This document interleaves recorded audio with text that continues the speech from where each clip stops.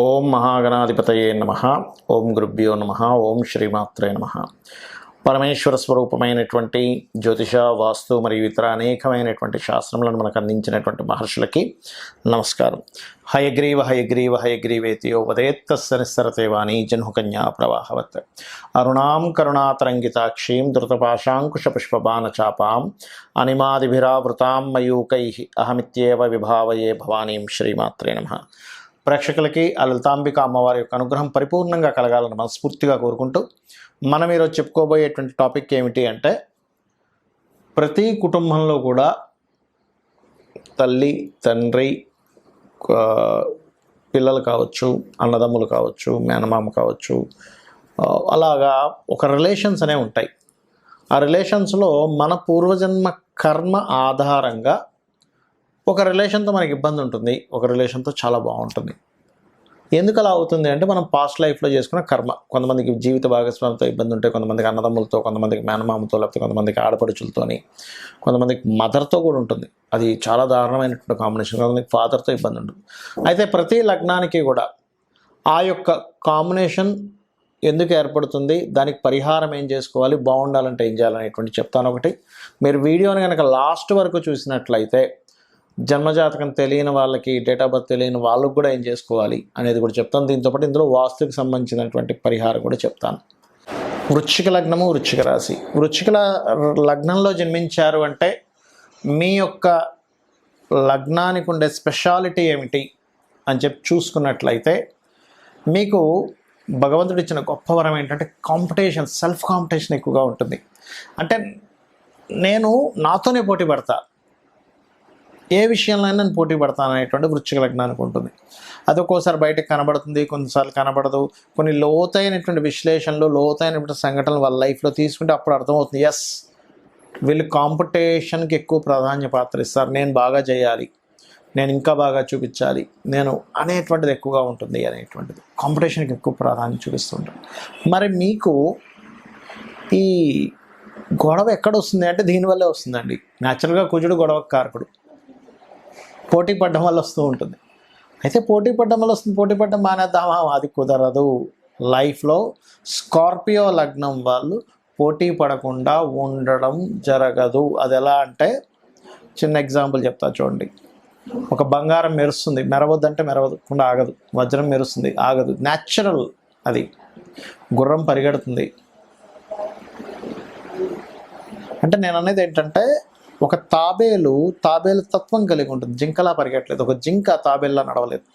దాని సెల్ఫ్గా లోపల ఒక ఏదైతే ఎట్లా తయారు చేయబడిందో ఒక్కొక్క లగ్నం కూడా దాని తత్వం యాజ్ ఇట్ ఈజ్గా అది ప్రొజెక్ట్ చేస్తుంది. దీన్ని మనం మారాలనుకోవడం మన తప్పు అంటారు.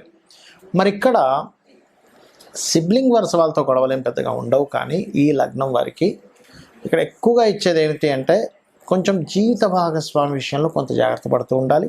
అయితే ఒకవేళ ఉదాహరణ కుటుంబ సభ్యులతో ఏమైనా మీకు సపోర్ట్ లభించట్లేదు అంటే ఇట్స్ వెరీ క్లియర్, గురువు పాడైపోయాడని మనం అర్థం చేసుకోవాలి.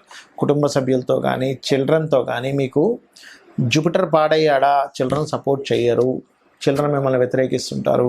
తెలియకుండానే మీ అమాయకత్వం వల్ల కావచ్చు, మీ యొక్క మీరు ఎక్స్ప్రెస్ చేసేటువంటి విధానంలో తప్పు. ఎందుకంటే కుజుడు కదండి లగ్నాధిపతి, వీళ్ళ మనసులో ఏముండదు కానీ ఎక్స్ప్రెస్ చేయడం అట్లా ఎక్స్ప్రెస్ చేస్తారు. కుజుడు కదా, ఫైరీగా ఉంటుంది.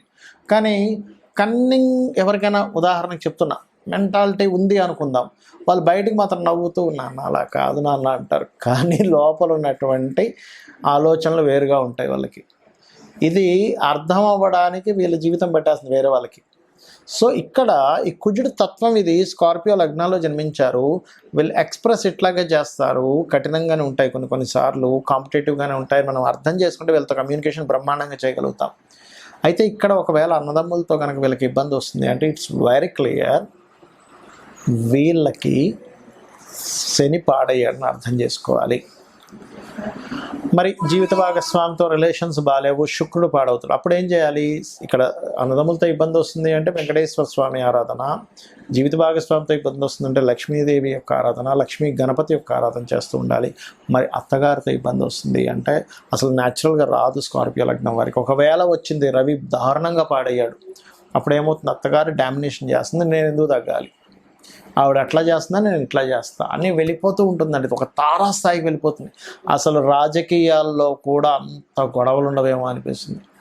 అసలు ఎత్తుకు పై ఎత్తు, గొడవలు, గందరగోళంగా ఉంటుంది. నిజంగా కనుక స్కార్పియో లగ్నంగా వారికి అత్తగారితో కనుక స్పాయిల్ అయితే కనుక, అంటే రవి పాడైతే కనుక, మరి వీటన్నిటికీ కూడా ఒకటే, మీరు దత్తాత్రేయుడి యొక్క ఆరాధన ఎక్కువగా చేయండి. సూర్య నమస్కారాలు చేస్తూ ఓం మిత్రాయ నమః అనే మంత్రం చేయండి, అద్భుతంగా ఉంటుంది.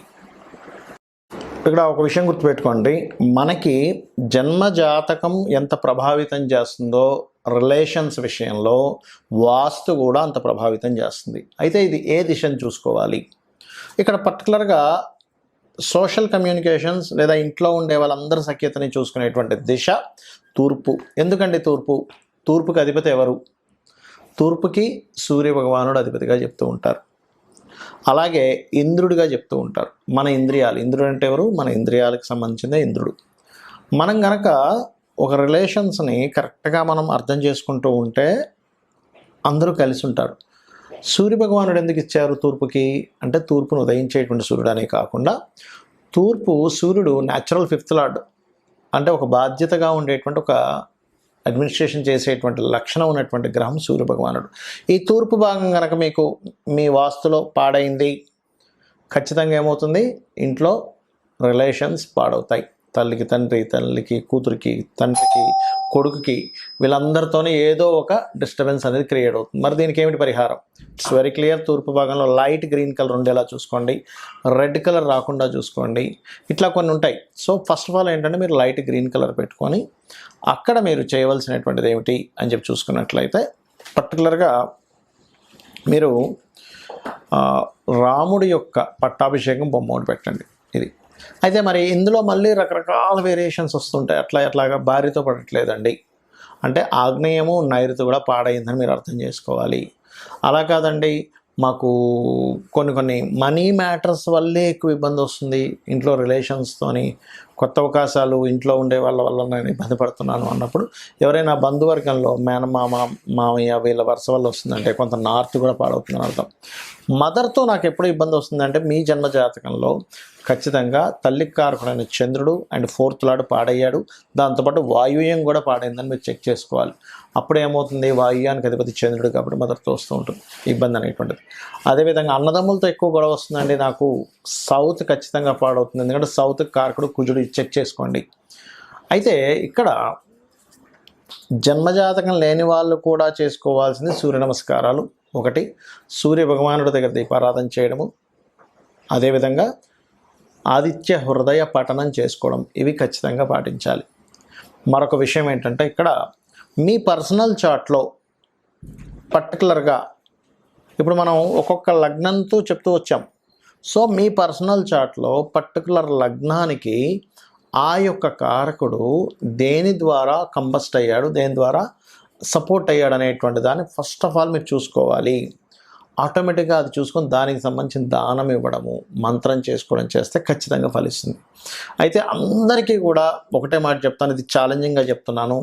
మీకు ఎటువంటి ఇబ్బంది ఉన్నా, ఫ్రెండ్స్తో కావచ్చు, జీవిత భాగస్వామితో కావచ్చు, ఎవరితోనైనా మాకు ఎక్కువ శత్రుత్వాలు అవుతున్నాయి ఇంట్లో వాళ్ళతో బయట వాళ్ళతో, ఒక్క 10 నిమిషాలు సూర్య భగవానుడిని చూస్తూ ఇలా పట్టుకొని ఓం మిత్రాయ నమః, 100% శత్రువు కూడా మీకు మిత్రుడైపోతాడు. అరే ఇంత ఎందుకు నేను గొడవ పెట్టుకుంటున్నాను, వీళ్ళతో నేను ఎందుకు గొడవ పెట్టుకుంటున్నాను, ఒక రియలైజేషన్ వస్తుంది దాని ద్వారా.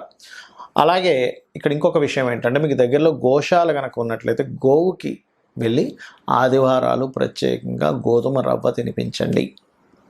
అదేవిధంగా మరొక విషయం ఏంటంటే, ఇంకా ఎక్కువగా ఉన్నాయండి రిలేషన్స్లో, అసలు నాకు సపోర్ట్ చేయట్లేదు, చాలా ప్రాబ్లమాటిక్గా ఉందన్నప్పుడు 14 కానీ 7 వారాలు కానీ రాముడి యొక్క పూజని ఆది బుధవారాలు చేయమని చెప్తుంది శాస్త్రం. సో రామదేవుడి కథ చెప్పుకోవడం చేసుకోవాలి. ఇక్కడ నేను చెప్పేది ఒకటే, మీ జన్మజాతకంలో ఎటువంటి దోషం ఉన్నా గుర్తుపెట్టుకోండి. ధనం రావట్లేదు అనుకోండి, రిలేషన్స్లో ఇబ్బంది ఉందనుకోండి, ఉద్యోగం లేదనుకోండి, వ్యాపారం సరిగ్గా సాగట్లేదు అనుకోండి, కంగారు పడక్కర్లేదు. చాలామంది ఏంటంటే, అమ్మో నాకు ఇట్లా అయిపోతుంది కాబట్టి నా జాతకంలో ఏదో సర్పదోషం ఉందనో, లేకపోతే ఇంకోటి ఏదో ఎల్నాడ్స్ నడిచిపోతుంది కాబట్టి నా జీవితం ఇట్లా అయిపోతుందని అనుకోవద్దు అని చెప్తా. ఎందుకంటే ఒకటే గుర్తుపెట్టుకోండి, మీకు ఎన్ని ఇబ్బందులున్నా మనకి శాస్త్రాల్లో చెప్పినటువంటిదే ప్రామాణికం. దేవీ భాగవతంలో సాక్షాత్ అమ్మవారే చెప్పినటువంటి అంశం నేను మీకు ఇప్పుడు చెప్పబోతున్నా. ఏమిటది అంటే, మీరు గనక ఈ ప్రకృతి ఏమిటి, ఈ విశ్వం ఏంటనే ఒక రియలైజేషన్ గనక అయితే, లలితా సహస్రనామాలు మొత్తం కూడా రియలైజేషన్. ఈ ప్రకృతి అంటే ఎవరు, ఈశ్వరుడు అంటే ఎవరు, అమ్మవారు అంటే ఎవరు చెప్పేది లలితా సహస్రనామాలు.